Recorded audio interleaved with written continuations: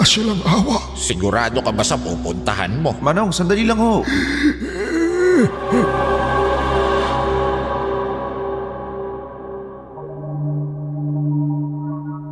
Magandang gabi po, Sir Wilmore. Ako po ay isa sa mga tagahanga ninyo at numero unong tagapakinig ng mga kakaibang kwentong kababalaghan.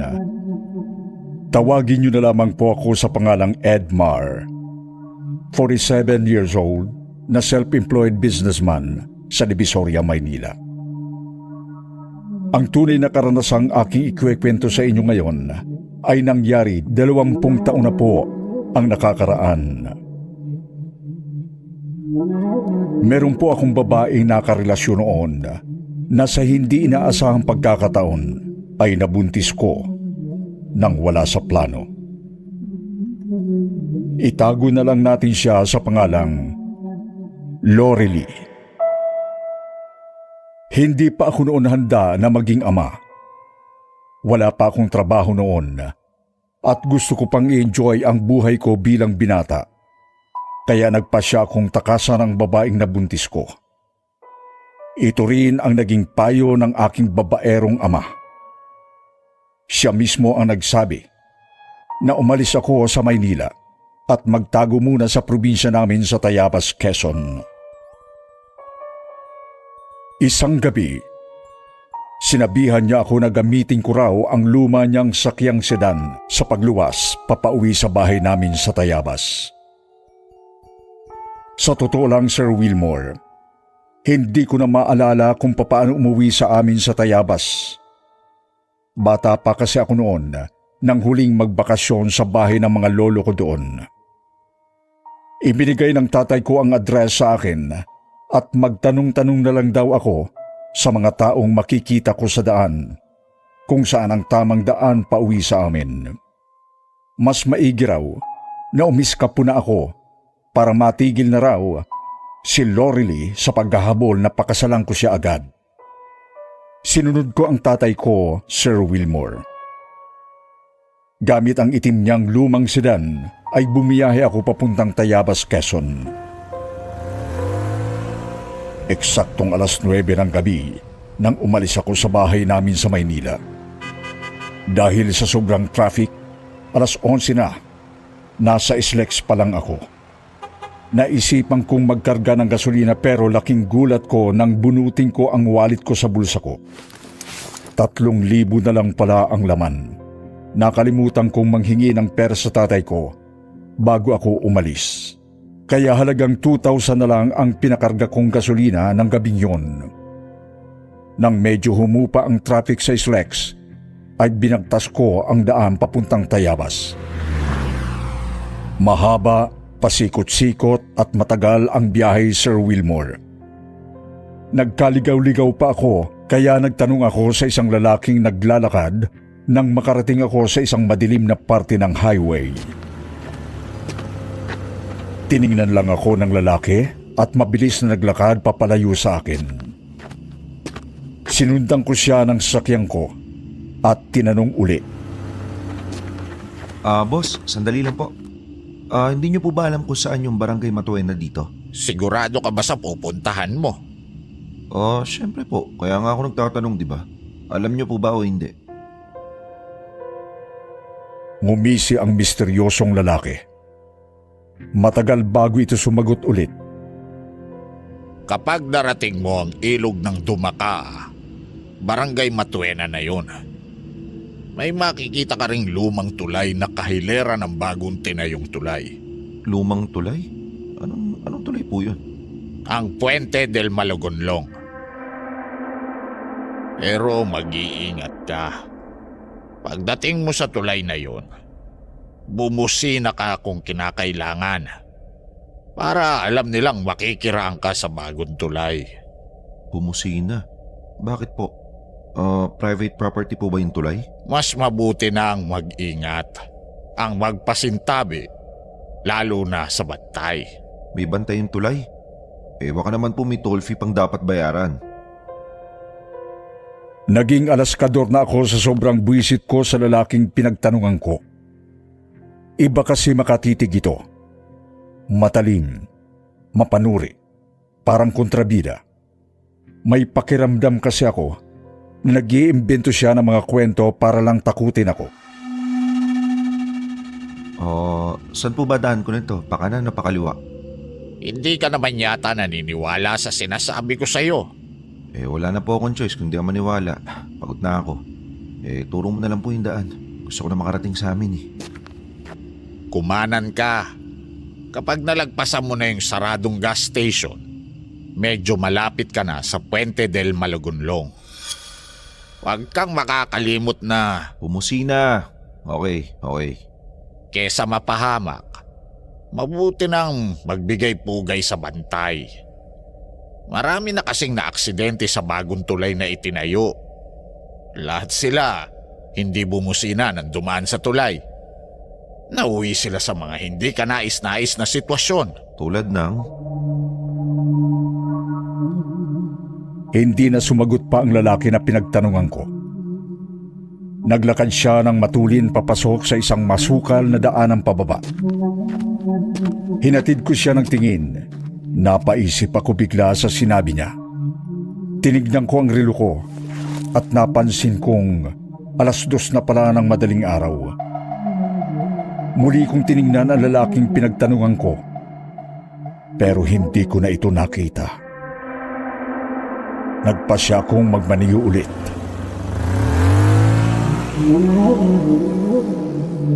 Hindi pa ako masyado nakakalayo, ay nakaramdam na ako ng antok. Madilim kasi ang daanan at halos ako lang ang sasakyan sa highway. Nilabanan ko ang antok ko at nagpatuloy sa pagmamaneho. Hanggang sa bigla na lang tumirik ang sakyan ko.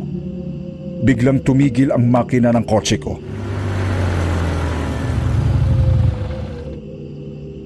Tinignan ko ang metro ng gasolina ko. Pero hindi pa naman empty ito. Nagtaka ako. Napilitan akong bumaba ng sasakyan para buksan ang hood ng kotse.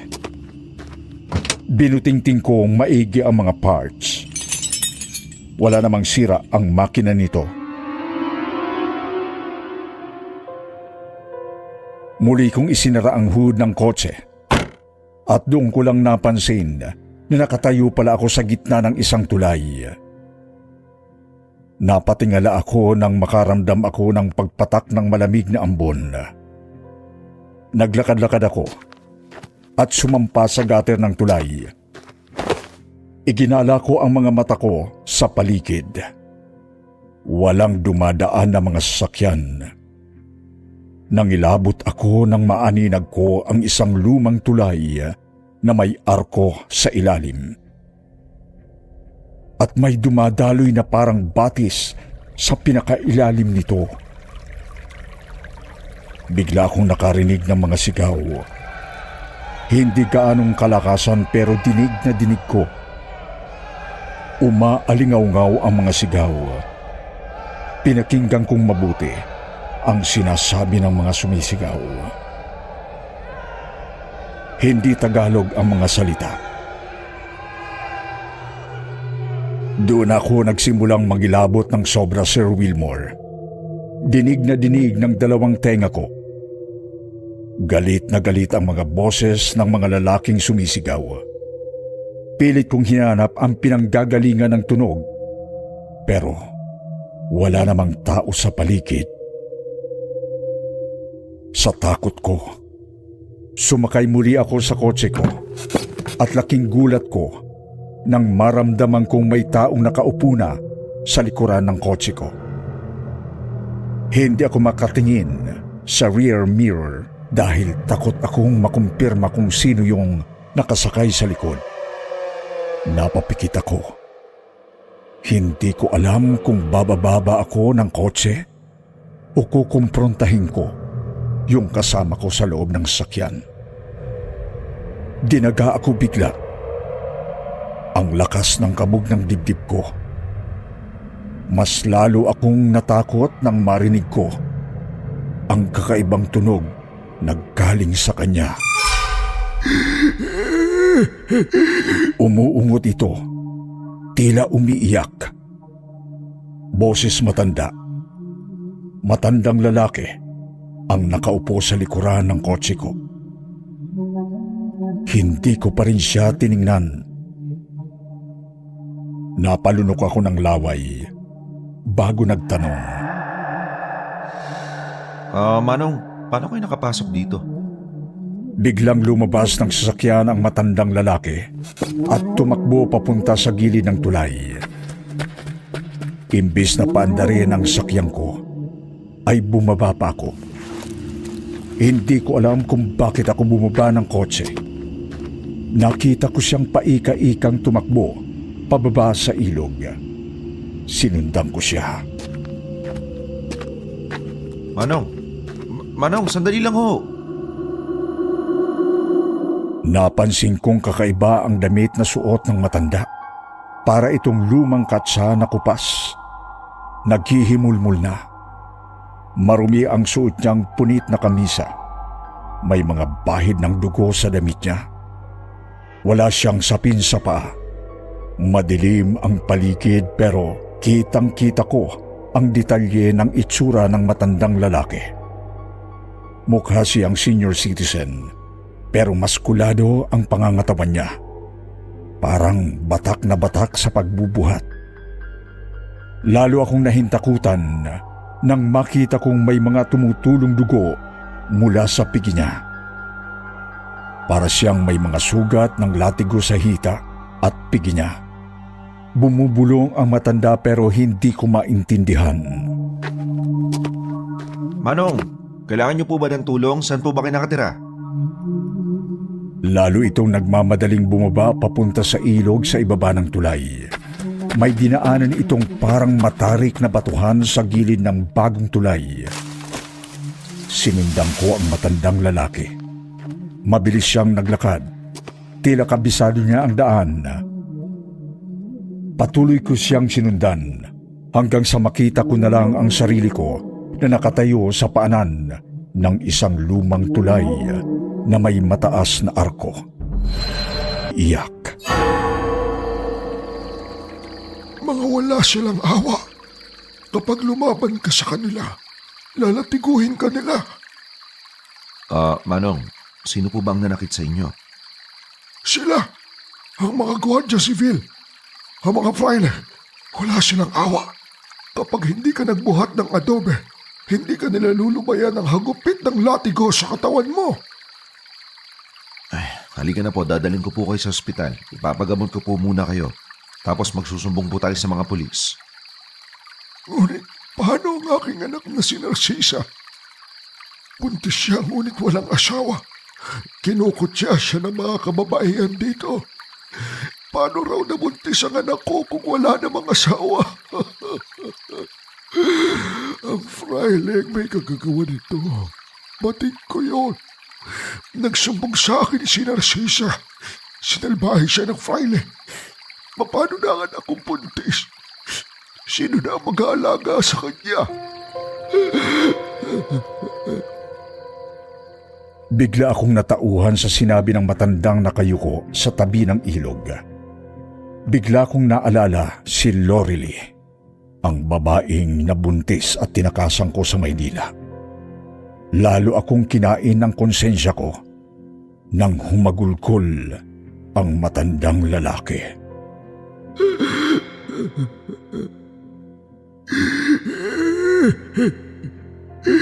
Gusto ko nang magpahinga. Pagod na ako. Hindi ko na matatapos pa ang tulay na ito. Pero paano ang anak ko si Narcisa? Paano ang anak kong babae?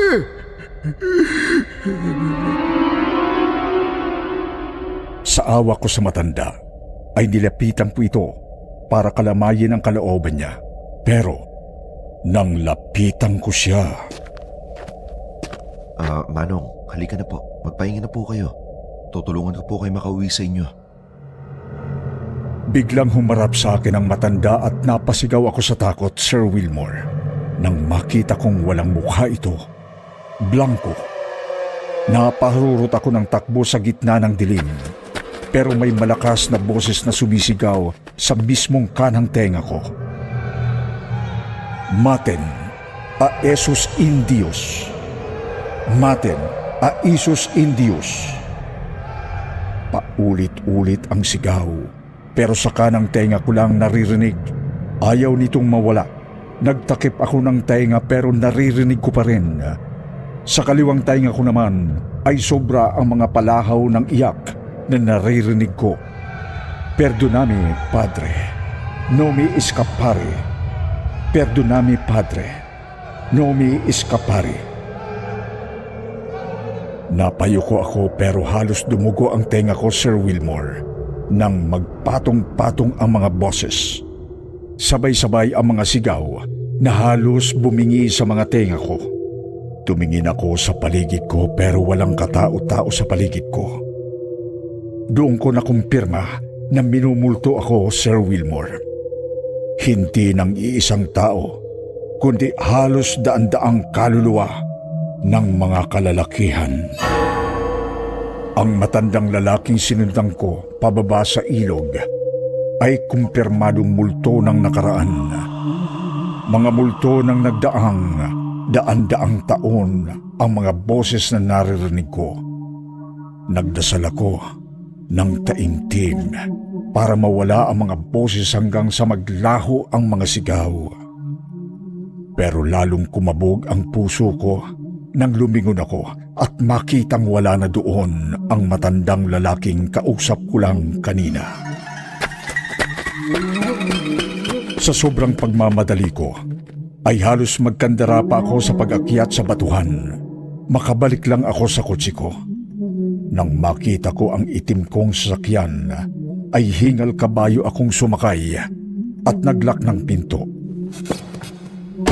Pilit kong pinaandar ang kotse ngunit ayaw talaga nitong mag-start. Maya-maya pa ay may kumatok sa bintana ng sasakyan ko. Nagtakip ako ng mukha ko dahil baka yung multo ng matanda ang makita ko sa labas ng bintana. Inginudgud ko ang mukha ko sa manibela at muling nagdasal ng tahimik. Maya-maya pa ay may muling kumatok sa labas ng bintana ng kotse ko. Huminga ako ng malalim, Sir Wilmore, bago ko dahan-dahang tiningnan kung sino ang kumatok mula sa labas. Nagulat ako nang maaninag ko ang mukha ng lalaking pinagtanungan ko ng direksyon papuntang Barangay Matuena. Binuksan ko ang bintana ng kotse. Dahan-dahan. Hindi ka bumusina, ano? Hindi ako agad nakapagsalita nang tanungin niya ako. Hindi ako nakatingin ng diretsyo sa mga mata niya. Lumunok ako ng laway bago nagsalita. Anong ibig mo sabihin? Sinabihan na kita na bumusina ka para paraanin ka nila. Pero malamang hindi ka bumusina kaya tumirik ang sasakyan mo dito sa bagong tulay. Paano mo nalaman na tumirik ang sasakyan ko? Kanina ka pa ba dito? Karnaper ka siguro, no? Nginitian ako ng lalaki at hinawakan sa balikat. Napansin niyang nanginginig ako sa takot. Maraming mga manlalakbay ang nasisiraan at kusang tumitirik ang mga sasakyan sa tulay na ito para ipakita sa kanila ang lumang tulay sa kabila. Bigla akong napatingin sa kabilang lumang tulay na nakaparalel sa bagong tulay na kinalalagyan ng kotse ko. Nanginginig ang boses ko nang nagsalita ako, Sir Wilmore. May multo sa lumang tulay na yan. Ang lumang tulay na yan ay ang Puente del Malugunlong. Itinayo yan ng mga ninuno namin noong panahon ng Kastila. Lahat ng mga Indio noon ay sapilitang pinagtrabaho para lang mabuo ang tulay na yan. Marami rin ang nagbuwis ng buhay para lang matapos ang Puente del Malugunlong. Hanggang ngayon, maraming mga kaluluwa ng mga Indio ang nagpaparamdam at nagpapakita sa lugar na ito para humingi ng katarungan para sa pang-aabuso at pang-aalipusta ng mga sinaunang fraile at Gobernadorcillo ng Tayabas. May matanda akong sinundan papunta sa lumang tulay na yan. Nakakatakot ang itsura niya. Hindi lang ikaw ang pinagpakitaan ni Tandang Sentinelo. Tandang Sentinelo? Yun na ang pinangalan sa kanya ng mga taga dito. Sentinelo, lalaking bantay. Siya ang pangunahing bantay ng tulay namin dito. Sang-ayon sa kwento ng matatanda, pinatay daw ito nang tuluyang kunin ng mga fraile ang anak niyang buntis. Mahal na mahal niya raw ang anak niya. Kamukang kamukha raw ito ng yumao niyang asawa. Nang araw na dakpi ng mga fraile ang anak niya, humabol raw si Tandang Sentinelo, pero mabilis raw siyang itinulak mula sa itaas ng tulay, pabagsak sa batuhang ilog ng Dumakaa. Una ang ulo, kaya nawasak ang muka. Nagkalasog-lasog ang katawan. Kawawang matandang Indio. Diyos ko. Bumusina ka na. Nang makalis ka na. Bumusina nga ako 3 ulit. At nang pihitin ko ang susian ng kotse, agad na umandar ang makina nito. Tiningnan ko ang lalaking nakausap ko at pinasalamatan ito bago ako tuluyang umalis. Imbis na magpatuloy sa bahay namin sa Tayabas, ay bumwelta ako nang uwi pabalik ng bahay namin sa Maynila. Hilong-hilo ako habang nagmamaneho, dala na marahil ng sobrang puyat at takot, pero hindi ko ininda ang antok. Gustong-gusto ko nang makauwi ng araw na yon. Sir Wilmore, gulat na gulat ang tatay ko nang dumating ako sa bahay namin bago magtanghali ng sumunod na araw na. Hinang-hina ang katawan ko sa pagod. Tinanong niya ako kung bakit ako bumalik. Pero hindi ko na muna siya sinagot. Umakyat ako sa kwarto ko at doon bumagsak ang katawan ko at natulog ng halos 16 na oras. Nang magising ako, naligo ako at nagpalit ng bagong damit. Nagpaalam ako sa tatay ko na hihiramin ko uli ang kotse niya. Tinanong niya ako kung saan ako pupunta. Kina Lorely. Pupuntahan ko ang girlfriend ko, Tay. Pananagutan ko na ang bata. Ako ang ama ng dinadala ni Lorely. Responsibilidad ko ang tumayo bilang ama ng dinadala niya. Hindi makapaniwala si tatay sa narinig niya mula sa akin. Umalis ako at pinuntahan ko si Lorely, ang babaeng nabuntis ko. At doon pa lang sa gate ng bahay nila, ay humingi na ako ng patawad sa ginawa kong pagtalikod sa kanya nung inamin niyang buntis siya. Nangako ako sa kanya na pananagutan ko ang magiging baby namin. At hindi lang yun, Sir Wilmore. Pinakasalan ko agad si Lorely bago pa tuluyang lumobo ang tiyan niya. Ngayon ay masaya pa rin kami nagsasama sa loob ng iisang bubong. 4 na ang anak namin. Marami akong natutunan sa biyahe ko papuntang Tayabas, Quezon. Nakakatakot na karanasan ang nagturo sa akin ng isang mahalagang leksyon. Ang pagiging ama ay isang responsibilidad at ang pagkakaroon ng anak ay hindi dapat tinatalikuran o tinatakasan. Ito ang naituro sa akin ng bantay ng Puente del Magunlon, si Tandang Sentinelio, ang mabuting ama na nagbuwis ng sarili niyang buhay hindi lang para sa nasawi niyang anak, kundi para na rin sa bayan. Hanggang dito na lamang po at maraming salamat, Sir Wilmore. Magandang gabi po sa inyong lahat.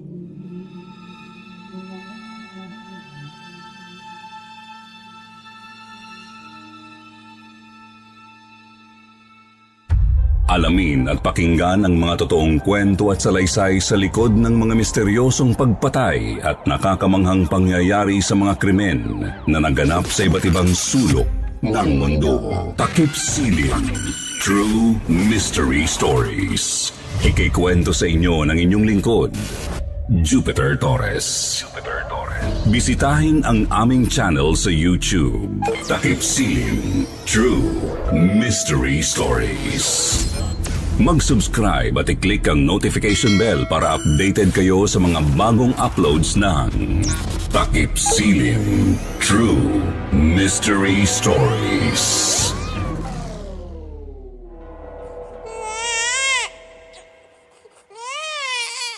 Jan, hindi ka ba nahihirapan? Komportable ka ba dyan sa boarding house na tinitirhan mo? Opo, Ma. Huwag po kayong mag-alala sa akin. Okay lang po ako dito. Mabuti naman kung ganon. Di ba sabi mo malapit na ang midterm ninyo? Sa susunod na linggo na po. Kung ganon, dapat mag-review ka na. Opo, nagre-review na po ako, Ma. Mabuti naman. Pagkagaling sa eskwela, umuwi ka agad at mag-review. Huwag ka rin gagala pag walang pasok. Mag-focus ka sa pag-aaral mo para hindi ka bumagsak. Saka, huwag na huwag kang malilate sa klase. Matulog ng maaga para magising ka rin ng maaga. Kailangang nakakapagpahinga ka ng maayos dahil hindi mo maiintindihan ang lessons niyo kung inaantok ka. Salamat po sa paalala, Ma. Walang anuman, anak. Huwag mo sanang isipin na masyad. Salamat, anak. Salamat. Robert, ano ba tong ginagawa mo? Bakit?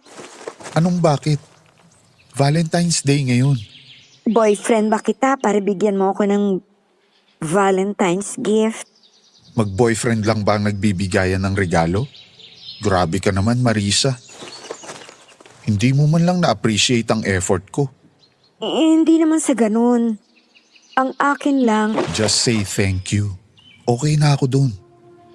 thank you. Really, na-appreciate ko ang binigay mo at pati na rin ang efforts mo. Pero, hindi mo to kailangan gawin, okay?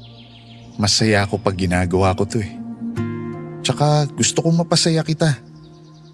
Huwag mo na itong uulitin. Magkaibigan lang tayo. Talaga bang hanggang dito na lang tayo? Anong ibig mong sabihin?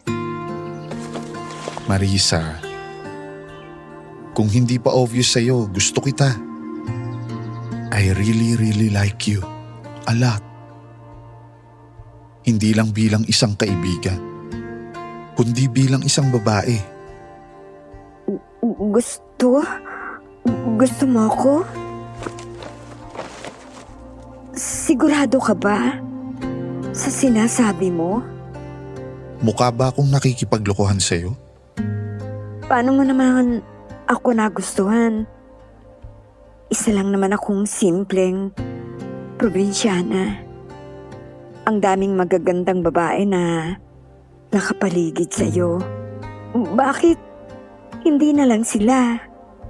Bakit sila kung pwede namang ikaw?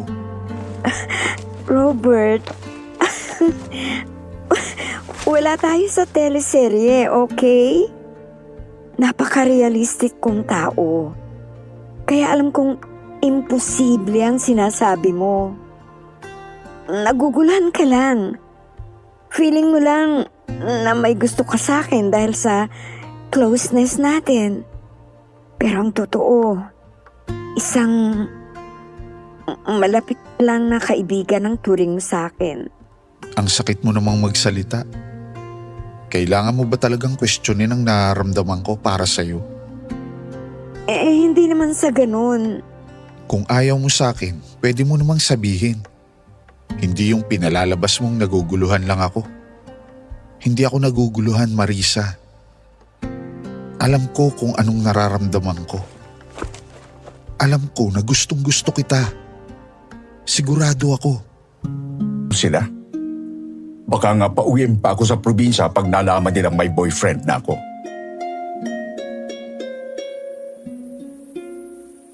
Huwag ka mag-alala. Naiintindihan ko naman kung bakit ayaw mong malaman ng iba ang tungkol sa atin. Mahirap na rin kasi. Baka umabot pa sa mga magulang mo ang balita. Pasensya ka na talaga, ha? Sana wag mong isipin na ikinahihiya kita. Extra careful lang talaga ako dahil ayokong huminto sa pag-aaral. Hindi ko iniisip na ikinahihiya mo ko. Mahal kita at naiintindihan ko kung saan ka nang gagaling. Salamat. Ang swerte ko talaga sa'yo. Mas maswerte ako sa'yo. Huwag kang mag-alala. Darating din ang araw na pwede na nating ipangalandakan sa lahat kung gaano nating kamahal ang isa't isa. Kahanap ako ng isang katulad ni Robert. Ngunit habang lumalalim ang aming relasyon, ay mas lalo rin kaming nagiging mapusok. Kung noon ay nagyayakapan at naghahalikan lang kami, umabot sa pagkakataon na hindi na namin mapigilan ang aming sarili. Isang gabi, ipinagkaloob ko kay Robert ang aking pagkababae.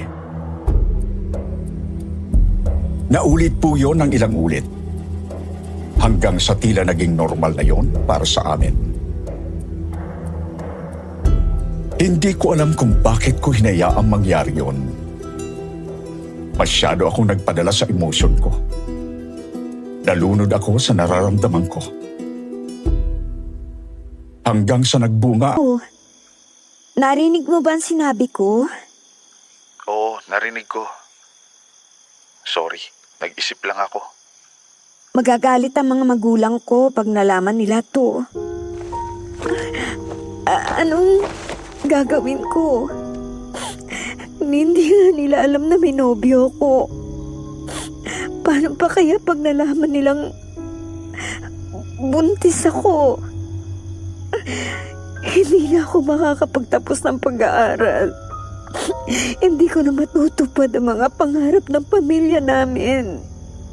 Hindi, huwag ka mag-alala. Magagawa natin to ng paraan. Robert, paano?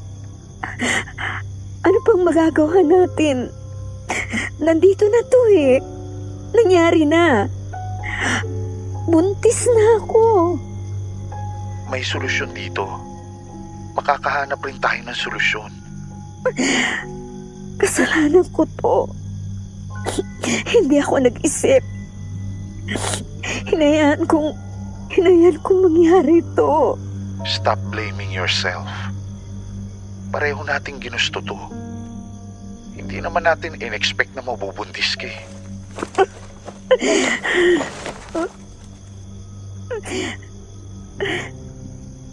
Pero paninindigan mo naman ako, di ba? Hindi mo naman kami pababayaan ng magiging anak natin, di ba? Marisa, hindi pwede.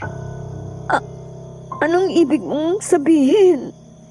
Hindi pa tayo handa para sa ganitong klaseng responsibilidad. Mahihirapan lang tayo kung pipilitin nating ituloy ang pagbubuntis mo. Ano? Anong gusto mong mangyari? Ipalaglag natin ang bata. Sobrang nagulantang po ako. Wala naman akong alam. Pero, layuan ko raw. Mo ko, anak. Ayokong lumaki ka na walang ama. Hindi ko rin alam kung paano kita bubuhayin. Kaya mas mabuti na rin na hindi ka lumabas sa mundong ito. Hindi lang naman kasi akong mahihirapan, kundi pati na rin ikaw. Hindi ko pa kayang ibigay ang isang maayos na buhay na nararapat sa'yo.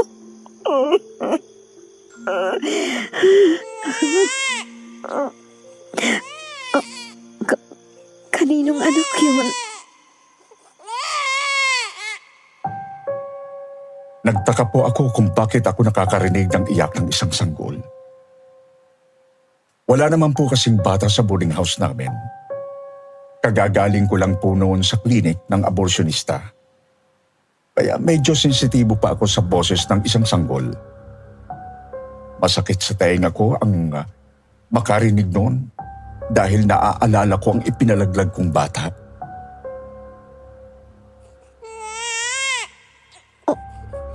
Imposible. Wala namang bata dito.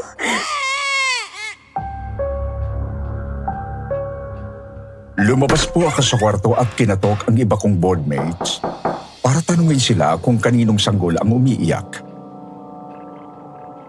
Nagtaka po sila sa sinabi ko dahil wala naman daw po silang naririnig na sanggol. Anong wala kayong naririnig? Nabibingi na ba kayo? Ayan o, ang lakas-lakas. Imposible namang hindi nyo naririnig ang naririnig ko. Gabi-gabi po akong hindi pinapatulog ng umiiyak na sanggol. Hindi ko na po maintindihan kung ano ang nangyayari sa akin. Naisip ko nga na baka nababaliw na ako. Baka ito na ang karma ko at inuusig na ako ng konsensya ko dahil sa isang matinding kasalanang nagawa ko. Dahil kulang sa pahinga at hindi na rin makapag-concentrate sa pag-aaral, naapektuhan po ang grades ko. Kalaunan ay nagkasakit na rin po ako at nanghina ang katawan. Dahil po doon ay napilitan akong tawagan si Mama at sabihin sa kanya ang tungkol sa kondisyon ko. Mabilis po silang lumuwas ni Papa sa Maynila at inuwi ako sa probinsya upang doon ako magpagaling. Lahat po sila ay nagtataka kung anong nangyari sa akin. Tahimik lang po ako at laging nagkukulong sa kwarto. Takot po kasi akong magsalita dahil baka masabi ko sa kanila ang totoong nangyari. Hindi ko pa kayang marinig at makita ang reaksyon nila. Tama na. Tama na, please. Tigilan mo na ako. Ayoko na. Anak, anong nangyayari? Magsalita ka nga. Mag-iisang linggo na mula nung umuwi ka dito sa atin. Pero hanggang ngayon, naguguluhan pa rin kami sa inaakto mo. Huwag mo namang pagalitan ng bata. Hindi yan makakatulong sa kanya. Marisa, anak, sabihin mo sa amin kung ano ang problema mo. Nandito kami, handang makinig. Naririnig niyo yun? Ang alin? Ang umiiyak na sanggol. Kaninong anak yun? Sa kapitbahay po ba? Patahanin niyo po. Yung sanggol. Pakiusap po. Patahanin niyo na. Ayoko nakakarinig niyan. Sige na po. Maawa po kayo. Anak, ano bang sinasabi mo? Wala naman kaming naririnig na iyak ng sanggol. Meron po. Maniwala po kayo sa akin. Sinasabi ng iba sa akin na wala raw silang naririnig. Pero ako meron. May naririnig ako.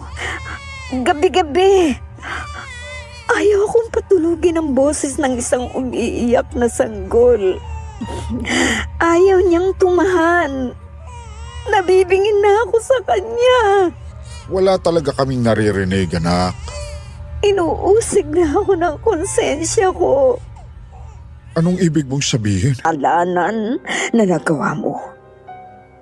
Kung kailangan mong magdasal ng paulit-ulit, gawin mo. Pinagsisisihan ko na po ang mga ginawa ko, Ma. Kailangan kang humingi ng tawad sa Diyos. Isang napakalaking kasalanan ang ginawa mo. Ipagdasal mo rin ang kaluluwa ng batang pinalaglag mo. Ipagdasal mo na sana'y matahimik na ang kanyang kaluluwa. Isang anghel ang pinagkaitan mo ng pagkakataong mabuhay sa mundo natin. Manalangin ka, Marisa. Humingi ka ng tawad. Iyon nga po mismo ang ginawa ko, Sir Wilmore. Ramdaman ko, sana dumating ang araw na mapatawad mo ko. At sana'y mapatawad din ako ng Diyos sa mga pagkakamali ko.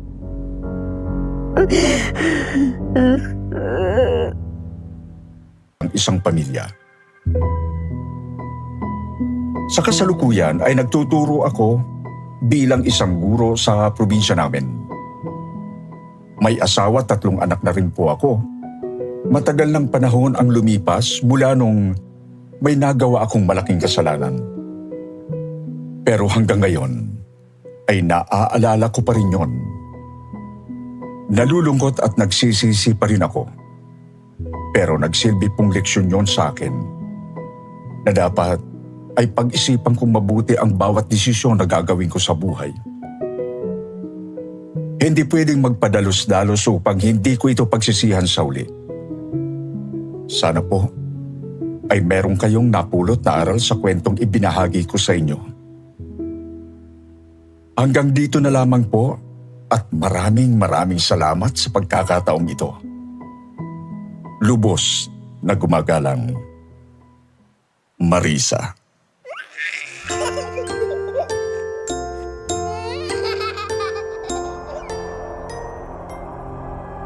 Sa mga kakwentong takipsilim naming mahilig makinig sa mga narrations, huwag niyo pong kalimutan ha, bumisita kayo sa isa pa naming channel na Sityo Bangungot. Puro narrations na ang ilalagay namin doon para po ito sa inyo sa mga gustong makinig ng mga kwentong pampaantok. Ito na ang pampatulog nyo tuwing 8 p.m. ng gabi. MWF lang muna sa ngayon. Huwag niyo pong kalimutan. Sityo Bangungot.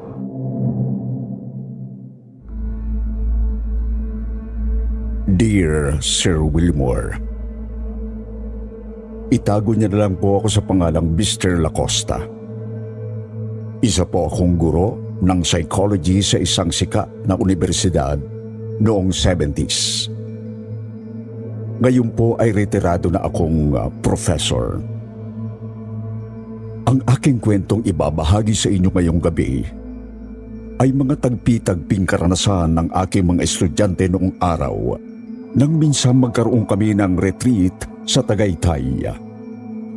Sa isang bonfire session, hindi inaasahang napag-usapan namin ang Ouija board.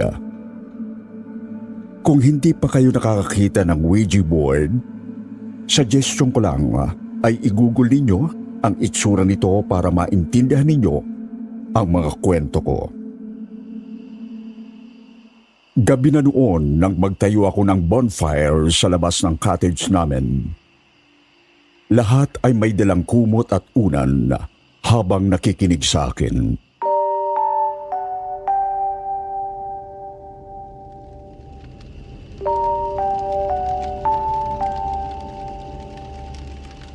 Ang sino mang naniniwala sa mga multo at supernatural ay magsasabi sa iyo ng kanilang gininto ang tuntunin. Huwag maglaro ng Ouija board. Ang pagbubukas ng Ouija board, sabi nila, ay parang pagbubukas ng portal sa kabilang panig. Sir Lacosta, ako po nakagamit na ako ng Ouija board. Napatingin kaming lahat sa nerd kong estudyante na mahilig sa paranormal activity. Sang-ayon sa kwento niya, naglaro siya ng Ouija board isang araw kasama ang ilan sa kanyang mga kaibigan. Ngunit sa halip na lumipat ang planset sa ibang mga titik, nagsimula itong lumipat sa kakaibang pattern. Napunta ito sa lahat ng 4 na sulok ng board at gumawa ng X. Sabi ng 32 taong gulang na estudyante ko. Pagkatapos ay napunta lang ito sa mga bilog. Sa susunod na paggamit niya ng board, isinama niya ang ibang kaibigan na sa kanyang bahay. Muli, ang planset ay lumipat sa parehong kakaibang pattern. Kinagabihan noong natutulog na ako, naramdaman ko ang isang malakas na kamay na humawak sa braso ko at nagising ako. Mahimbing na natutulog ang lahat ng tao sa bahay. Napasigaw ako. Madilim ang kwarto ko. Hinatak ako ng mga kamay papatapos sa dingding. Tumama ang ulo ko at nawalan ako ng malay. Nang sumunod na araw, nawawala na ang Ouija board ko. Hindi ko na siya nakita pa. Karamihan sa mga tao ay gustong maglaro ng Ouija board kasama ang barkada o kagrupo nila.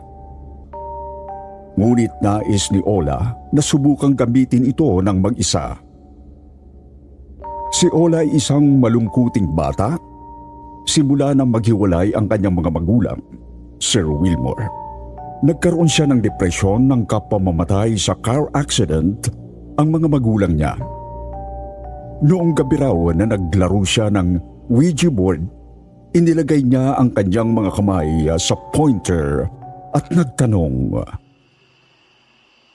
"Sino ka? Gusto kong makausap ang mga magulang ko, pwede ba?" Ngunit walang nangyari. Inalis niya ang kanyang mga kamay sa pointer at itatabi na sana ang board nang magsimulang gumalaw mag-isa ang planchette. "Papatayin ka namin," ang inispel ng board. Sa takot daw ni Ola ay nagtatatakbo siya at doon sa labas ng kanilang bahay ay nahagip siya ng humaharurot na taxi. Yun ang dahilan kung bakit putol na ang kanang binti niya ngayon. Hindi na rin daw siya naglaro ng Ouija board. Nakakalungkot naman, Ola. Ako po, Sir Lacosta. May kakaibang kwento rin po ako sa inyo. Huminga ng malalim si Baby bago siya nagsimulang magkwento. Nasa kwarto niya si Baby isang gabi pagkatapos maglaro ng Ouija board ng gabi na yon.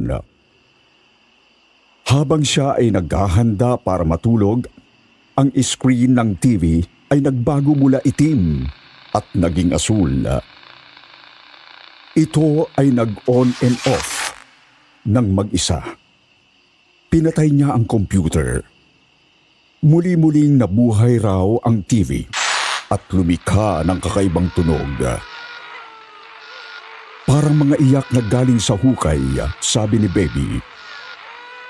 Sa pagkabalisa, ganap na itinapon ni Baby ang TV at sumiksik sa ilalim ng study table niya. Inilibing niya ang Ouija board sa kanyang likod bahay ng gabi ring yun.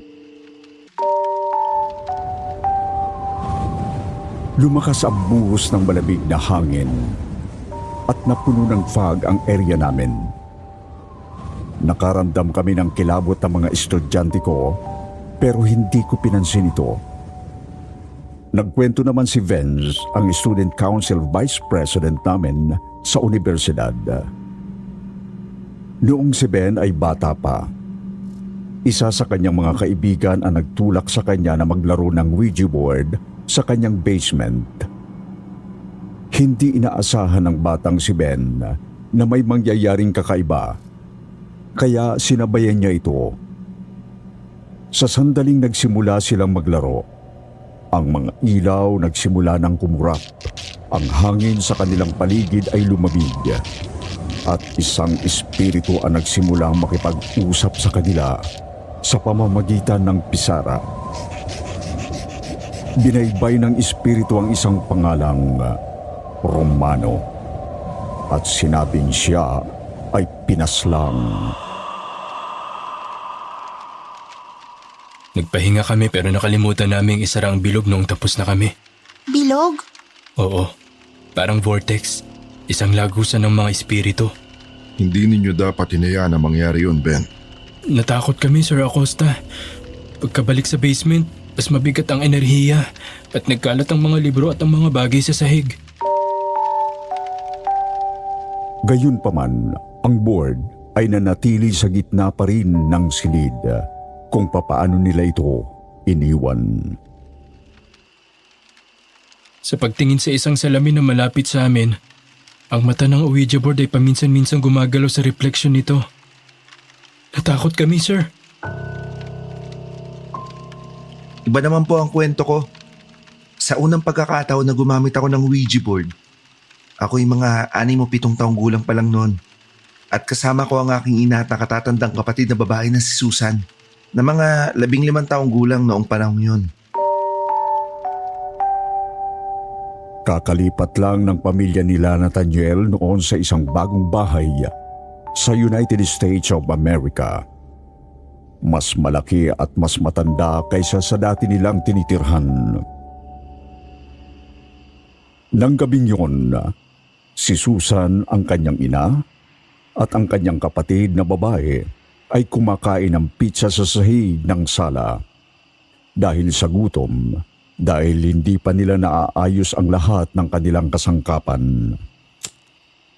Nagsindi sila ng apoy upang mabawasan ang lamig ng hangin at taglagas.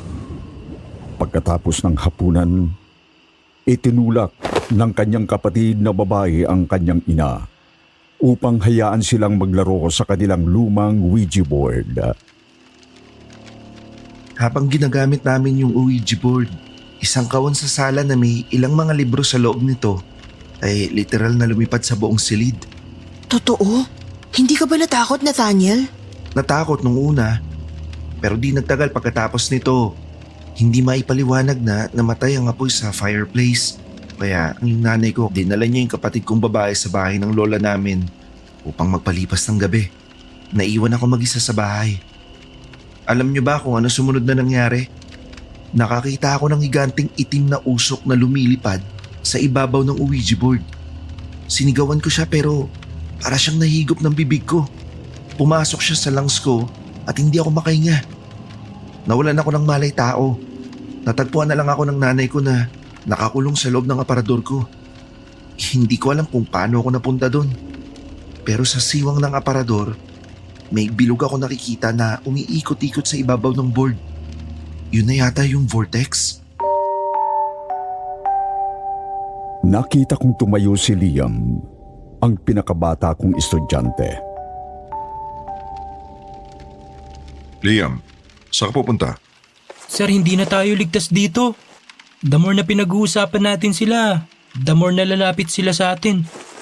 Matutulog na ako. Maupo ka muna dito, Iyo. Wala kang kasama sa loob ng cottage. Umupo si Liam at marahang nagbitiw ng mga salita. Nagkwento siya. Bilang isang bata, si Liam ay nasa summer camp 1 taon nang siya at ilang iba pang mga lalaki ay gumuhit ng kanilang sariling Ouija board sa isang malaking sheet ng papel. Sa sandaling sinimulan natin itong gamitin, nakarinig kami ng katok mula sa loob ng isa sa mga locker sa campus. Maniniwala ba kayo kung sasabihin ko ring nakakarinig din ako ng katok? Hindi sa locker ko, kundi sa loob ng lunchbox ko. Ha? Sir Wilmore, kinausap ko ng masinsinan ang mga estudyante ko at tinapat ko rin sila. Umamin ako na gumamit din ako ng Ouija board noong kabataan ko. May mga pagkakataon sa lahat ng ating buhay na kine-question natin kung nagkataon nga ba ang isang bagay o kung ito nga ba ay mas makabuluhan. Nang gumamit ako ng Ouija board sa aking unang semestre sa kolehiyo, nagkaroon nga ako ng kakaibang karanasan. Naging paranoid ako.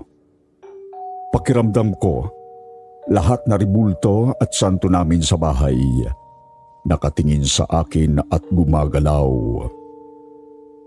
Minsan, nawalan kami ng kuryente. Bigla na lang may kumatok sa aming pintuan. Binuksan ko ito. Kinausap ako ng babaeng maliit na puting-puti ang mukha. Nandiyan ba ang Ouija board ko? Hindi ako nakakibo. Pumasok na lang siya bigla paakyat sa kwarto ko kung saan ako naglalaro ng board game.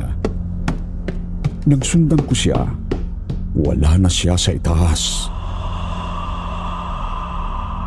Tinawag ko ang nanay ko. Pinagalitan niya ako at ipinatapon sa akin ang board game. Makalipas ang isang buwan, na-stroke si nanay. Pinanawan siya ng buhay.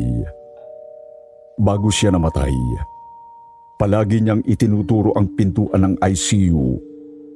Meron daw kasing babaeng puting-puti ang mukha na nakatayo at naghihintay sa kanya. Yun na siguro ang sundo ng nanay ko. Ewan ko kung ano ang kinalaman noon ng Ouija board. Pero nang mailibing si nanay, naglaro ako sa punto niya. Isang espiritu ang nakausap ko. Nancy raw ang pangalan niya. Ilang buwan ang lumipas. Si Nancy pala ay lola kong namayapa na. Nanay ni Mama. Wow! Creepy naman, sir. Meron din akong kwento, Sir Lacosta. O sige. Anong kwento mo, Owen? Huminga siya ng malalim bago magkwento. Si Owen ay nagsimulang maglaro ng Ouija boards noong siya ay bata pa. At siya ay patuloy na nakararanas ng mga paranormal na phenomena mula noon. Ang aking lolo sa panig ng aking ama ay namatay bago ako isinilang. Siya at ang aking ama ay hiwalay. Kaya ang aking ama ay hindi kailanman nagsalita tungkol sa kanya o nagkaroon ng mga larawan sa kanya sa loob ng bahay namin. Isang araw, nagsimulang makita at makausap ko ang isang taong tinawag kong Michael. Lingid sa kaalaman ko, Michael pala ang pangalan ng lolo ko.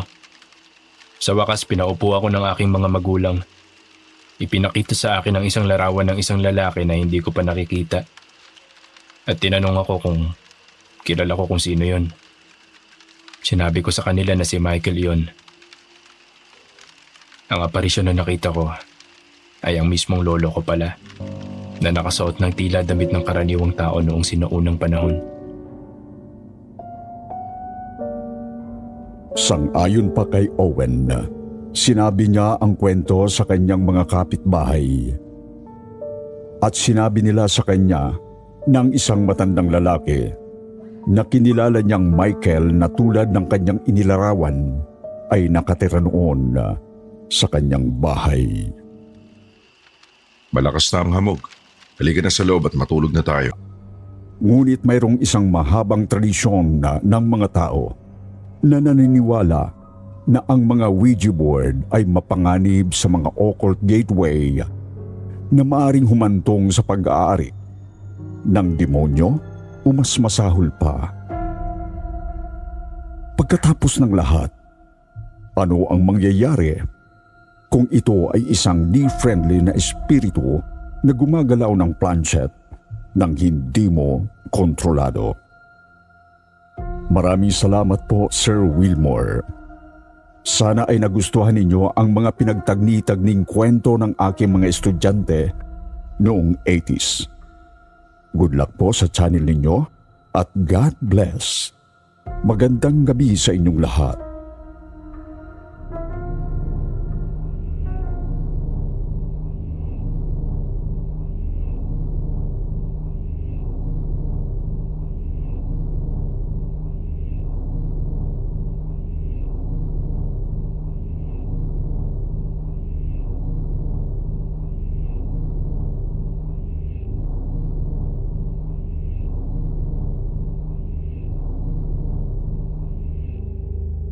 Kumusta po Sir Jupiter at sa lahat ng bumubuo ng kwentong takip silim? Ako nga po pala si Charmy. Namamasukan po ako sa isang tindahan bilang tagalinis. Gustuhin ko mang magtinda, natatakot ako na magkamali ng sukli. Hindi kasi ako ganun kagaling magbilang.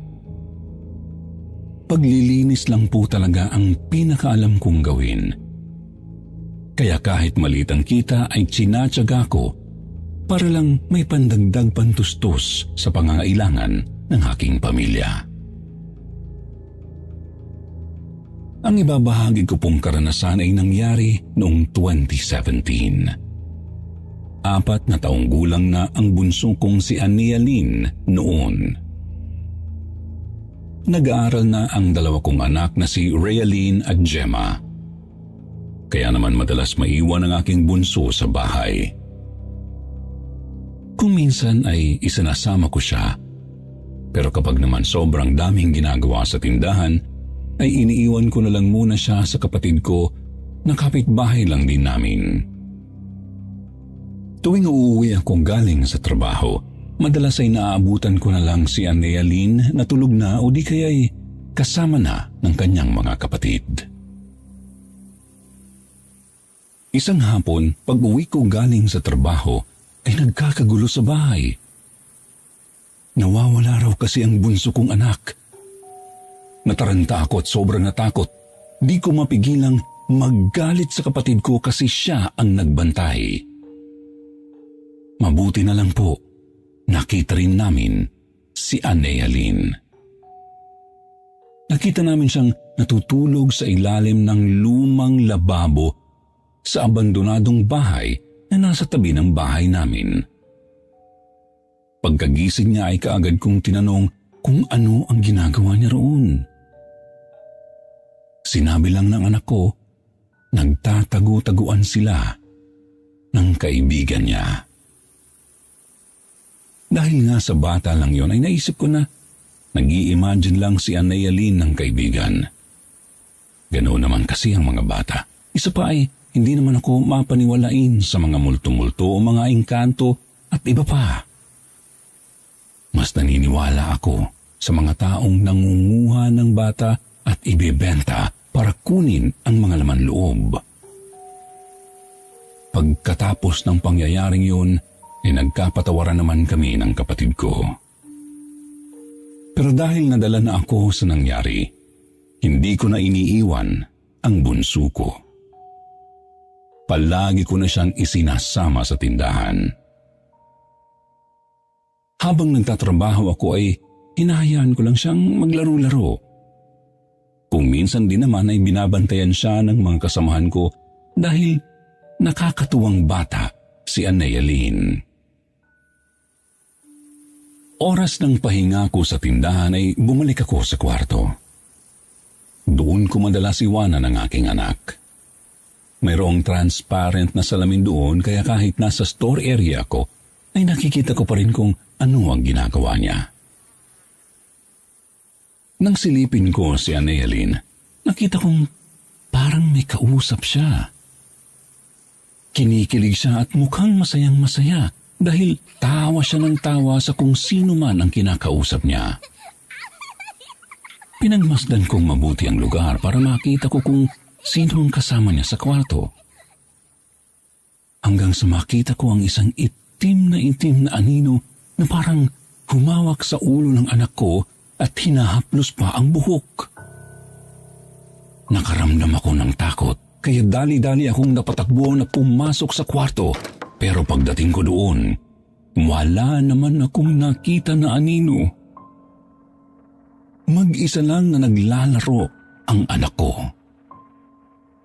Tinanong ko kung sino ang kausap niya, pero dahil nga bata, hindi pa yata ako naiintindihan. Pero ang sagot niya sa akin, kasama raw niya ang kaibigan niya. Nang makauwi na kami sa bahay, hindi maalis sa isipan ko ang nakita kong kausap ng aking anak. Natatakot ako dahil parang may kung anong nilalang na nakikipaglaro kay Anialyn kaya naman mas naging mapagmatsyag ako. Hindi ko na hinahayaang mag-isa ang aking anak. Lagi ko na siyang isinasama kahit na naglilinis ako. Palagi lang siyang nasa tabi ko. Napansin pa nga iyon ng aking amo kaya isang beses ay tinanong niya ako at pinayuhan na baka raw makasagabal sa paglilinis ko si Anealyn. Dahil doon, napilitan akong ikwento sa aking amo ang nangyari. Matapos niyang marinig ang kwento ay sinabihan niya akong ipatawas si Anealyn bago pa raw mahuli ang lahat. Noong una ay nagdadalawang isip pa ako, pero pumayag na rin ako dahil day off ko rin naman kinabukasan. Ang 3 kong anak ay nanonood ng TV habang ako ay naghahanda ng magiging hapunan namin. Saglit kong inutusan si Realyn na bumili ng kamatis sa tindahan para sa niluluto kong itlog. Si Gemma naman ay sinabihan ko lang na tingnan-tingnan si Anealyn habang ako ay nagluluto. Ilang minuto pa lang ang nakalilipas, lumapit na sa akin si Gemma at sinabing sumunod daw si Anealyn sa kanyang ate. Nang marinig ko yun ay bigla akong kinabahan at natakot. Sa taranta ko ay kaagad akong lumabas para habulin si Anealyn dahil inisip ko na baka kung ano ang mangyari sa kanya. Sa pagmamadali ko, hindi ko na na-check kung naisara ko ba ang kalan. Sabi kasi ng amo ko, madalas daw ang mga batang pinakikitaan ng mga multo o kung anong elemento at kung hindi namamatay, bigla na lang nawawala. Nang maisip ko yun ay halos mapaiyak na ako habang tumatakbo palabas ng bahay at nang makita ko si Realyn na hawak-hawak ang bunso niyang kapatid ay agad ko silang niyakap habang umiiyak. Para akong naparanoid dahil sa mga nangyayari pero naisip ko na natural lang naman sa inang katulad ko ang mag-alala para sa anak. Pagkatapos naming kumain, pinatulog ko na ang mga bata. Eksakto rin noon na dumating ang aking kapatid para sabihin sa akin na bukas ng umaga ay pupunta sa bahay ang magtatawas.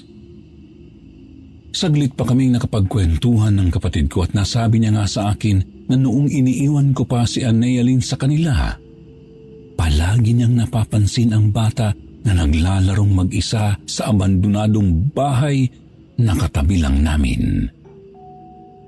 Kung minsan nga raw, sinasaway niya ito at binubuhat pabalik sa loob, pero may time na umiiyak ito at laging sinasabi na naglalaro sila ng kaibigan niya. Nang malaman ko yun, mas lalo akong nag-alala, kaya noong gabing yun habang hinihintay kong sumikat ang araw para maipatawas si Anealyn, ay halos hindi ako dalawin ng antok. Nakatingin lang ako sa 3 kong anak at iniisip na paano kung isa sa kanila ay mawala sa akin. Alam kong hindi ko kakayanin kaya pilit kong nilabanan ang mga negatibong bagay na naglalaro sa utak ko hanggang sa nakaidlip pala ako nang hindi ko namamalayan.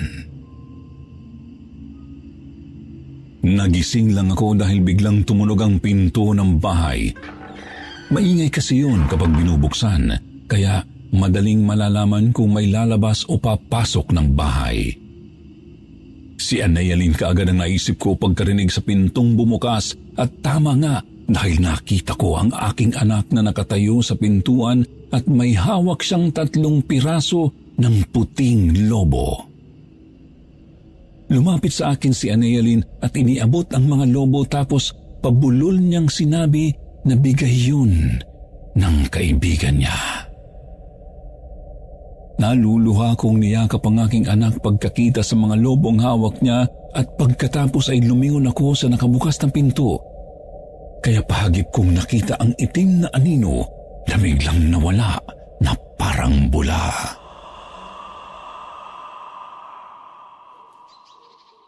Pagsapit ng umaga, nang maipatawas ko na si Anayaline, sinabi sa akin na mayroong bumibisita sa aking anak na hindi naman delikado. Pero para pa rin makasiguro kami, nagbigay ang magtatawas ng pulang tela na may basyo ng bala sa loob. Palagi raw iyong isuot sa damit ng aking anak. Ginawa ko ang lahat ng bilin na magtatawas pagkatapos ay kinausap ko ang aking kapatid at ikinuwento sa kanya ang tungkol sa lobo. Naiiyak ako habang nagkikwento dahil naalala ko bigla ang aking asawa. Noong nabubuhay pa kasi si Rodel, madalas niyang pasalubungan noon si Gemma ng puting lobo noong bata pa ito. Ganoon din ang panganay kong anak. Minsan ay isang lobo, minsan ay 3. Kaya noong nakita ko na may hawak na mga lobo si Anayaline, bigla akong naiyak. Para sa akin, pinaniniwalaan kong ang naging kalaro ng aking bunsong anak ay ang tatay niya na hindi niya nakilala dahil baby pa siya nang mamatay ito. Salamat na rin dahil hindi masamang elemento ang nakasalamuha ng aking anak. Ngayon po ay malalusog naman na ang aking mga anak at sa biyaya ng Diyos, hindi naman sila nagkakasakit at wala sa pamilya namin ang nadapuan ng COVID-19.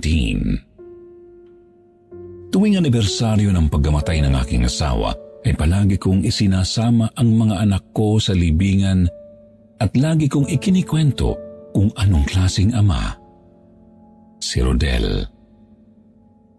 Ayoko kasing malimutan nila ang pagmamahal ng kanilang tatay sa pamamagitan ng pagbibigay ng simpleng bagay kagaya ng mga puting lobo.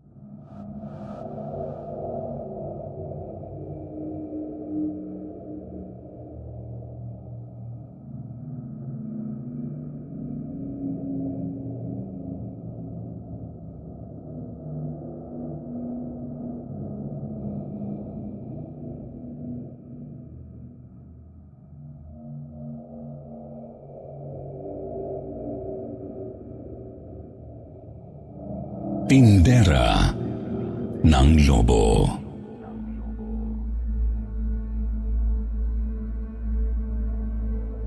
Magandang araw po sa ating lahat. Ako po si Jessame, tubong probinsya ng Antique na nagbo-board dito sa Caloocan City. Nagtatrabaho po kasi ako bilang sales lady sa isang kilalang mall dito. Bago pumasok at pagkagaling sa trabaho, ay madalas akong makinig sa kwentong takip-silim para pampalipas ng oras. Kaya noong nawala ang inyong channel, sobrang nalungkot ako. Mabuti na lang na ibalik ito agad. Salamat naman dahil mayroon na ulit akong mapakikinggan. Doon ko na rin naisip na mag-send din ng sulat para ma-share ko rin ang naging karanasan ko sa pinagtatrabahuang mall na hindi ko na po babanggitin ang pangalan. Nangyari ito nito lang nakaraang taon, buwan ng December, kung saan paunti-unti nang pinababalik ang operasyon sa mga mall. Natuwa ako nang malaman na makakabalik na kami sa trabaho ng dire-diretso. Lumaki na rin kasi ang utang ko at hindi na rin nakapagpapadala sa probinsya, kaya nang mabigyan ako ulit ng work schedule, talaga namang sobrang natuwa ako. Nang matawagan na ako para sa bagong orientation, kaagad akong nagpunta sa mall. Marami kasing mga pagbabagong nangyari, mga patakaran na dapat naming sundin para sa tinatawag na new normal. Maaga akong nagbiyahe para maaga rin makauwi kung sakali. At magana ako noong araw na yon habang papunta sa opisina ng HR. Siyempre, bago makapasok, ay mabusising pagkapkap muna ng gwardya ang ginawa sa akin. Nakasabay ko pa ang co-worker ko na si Elmira na papunta rin sa opisina. Habang naglalakad kami, napansin namin na kakaunti pa lang din ang mga empleyado. Sabi ni Elmira sa akin, selected pa lang daw ang pinapasok sa area bilang pagsunod sa protocol. Katulad ng sinabi ni Elmira, ganoon nga rin ang sinabi ng aming HR. Dagdag pa na magiging skeletal daw ang aming schedule para lahat ay kumita pa rin kahit papaano. Malungkot man dahil hindi ganoon kasapat ang aming kikitain dahil sa skeletal system, pumayag na rin kami dahil malaking tulong na rin ang kakarampot na kikitain namin. Nabago rin ang schedule ng mga pasok na kung noon ay halos inaabot kami ng hating gabi sa mall, pero dahil sa new normal implementation, 9:00 na ng gabi ang pinakamahaba naming oras. Eksakto naman na natapat ang schedule ko sa pang 9:00 ng gabi ang uwian. Okay na rin para sa akin dahil sanay naman akong umuwi ng ganoong oras. Subalit ang inakala ko na okay lang ay iba pala sa aking inaasahan. Noong unang araw ko ulit sa new normal work, kakaunti lang kaming mga empleyado. Hanggang bago mag-uwian. Ugali ko kasi na palaging mag-CR bago mag-out at noong oras na yun, ganoon pa nga ang aking ginawa. Nawala sa kamalayan na halos ako na lang pala ang natirang mag-isa sa banyo ng mga babae. Habang nakatingin ako sa salamin, biglang nag-andap-andap ang mga ilaw. Ilang beses yung nangyari pero hindi ko pinansin dahil baka kako mapupundi na. Natigilan lang ako nang tumagal ang pagkamatay ng ilaw na umabot halos ng 5 hanggang 10 segundo. Pagkatapos ng nangyaring yun ay nadama ko na biglang lumamig ang buong banyo na parang may aircon. Naramdaman ko rin na tila may kung anong lamig ang dumampi sa aking batok kaya bigla akong napaharap sa salamin. Binuksan ko agad ang flashlight ng cellphone ko para lumiwanag ang paligid. Pagtingin ko, kitang-kita ko sa likuran ko na mayroong mga lobo. Nagtataka ako kung saan galing ang mga yun. Nang tingnan kong mabuti, nakita kong hawak yun ng isang mabalahibong kamay. Hindi ko lang makita kung anong klaseng nilalang yun dahil nagtatago sa likuran ko. Nang dumampi sa likuran ko ang isang lobo, bigla akong napasigaw. Mabuti na lang at tuluyan ang bumalik ang kuryente at bumukas din kaagad ang pinto ng banyo dahil sinilip ako ni Elmira para ayaing umuwi na.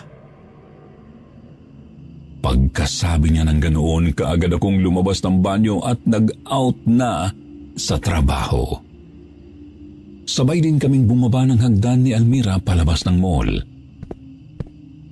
Habang naglalakad ay tinanong ko pa siya kung bakit kaya nag-brown out ng ilang beses.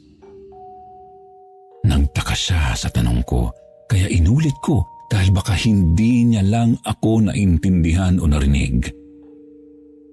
At sa pangalawang pagkakataon, tinawanan niya ako at sinabing hindi naman daw nag-brown out. Napaisip ako sa sinabi niya, kaya hindi na lang ako umimik. Hindi ko na lang din binanggit ang tungkol sa nakita ko sa loob ng banyo. Wala nang kumibo sa amin hanggang sa makarating kami sa sakayan. Nang maghiwalay na kami, umakyat ako sa footbridge para sa kabilang kalye sumakay. Pagdating ko sa pinakataas, may nakita ako sa kabilang dulo na mga lobong may iba't ibang kulay. Walang may hawak sa mga yun pero hindi umaangat pataas kundi pasalubong sa akin. Nagtataka ako kasi hindi mahangin para tangayin yung palapit sa akin. Nagtaasan ang mga balahibo ko pagkakita sa mga lobo. Huminto ako sa paglalakad. Pumikit na lang hanggang sa tingin ko ay lumagpas na ang mga lobo sa akin.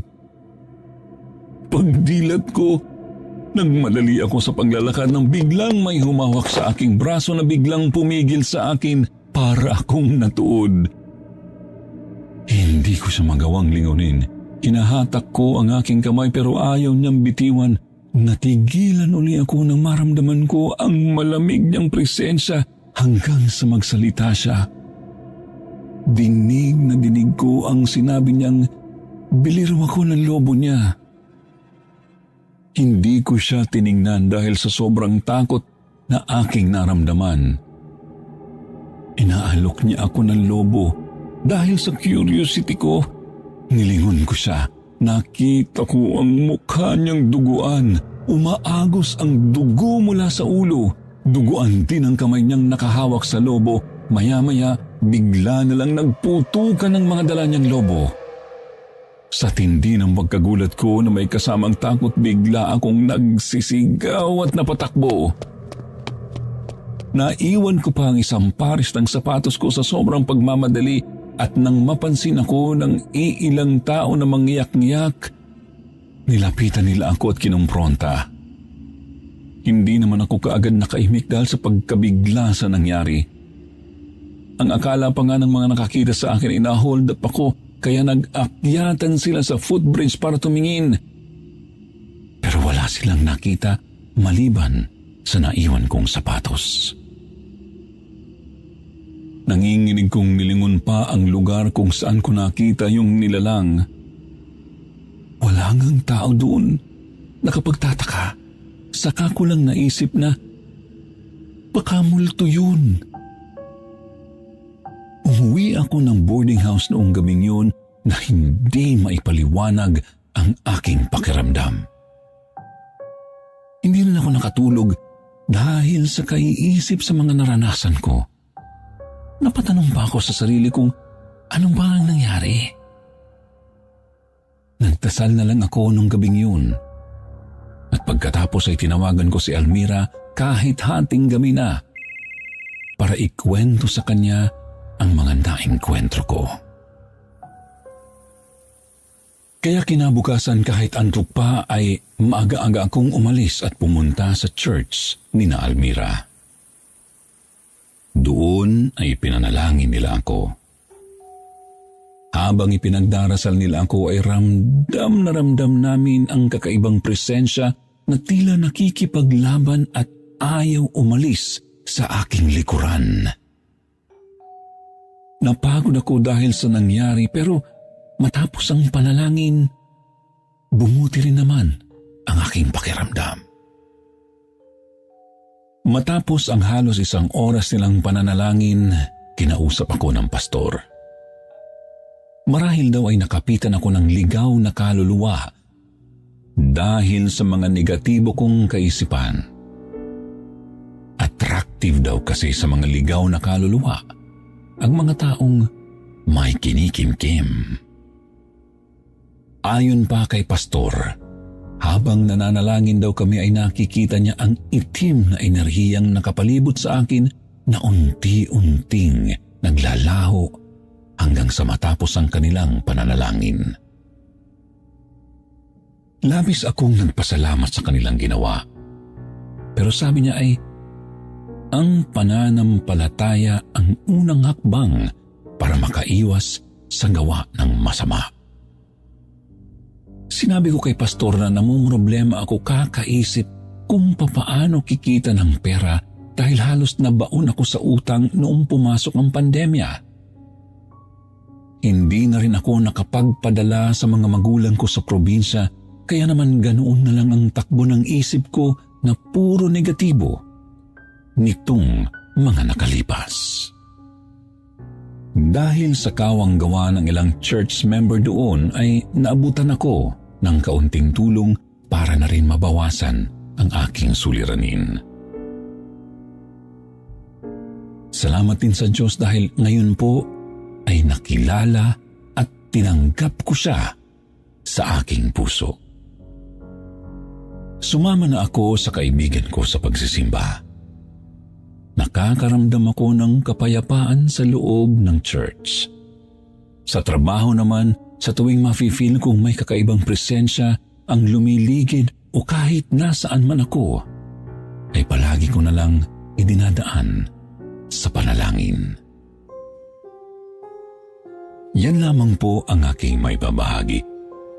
Nawa ay nagustuhan niyo ang maiksi kong kwento tungkol sa kababalaghang aking naranasan.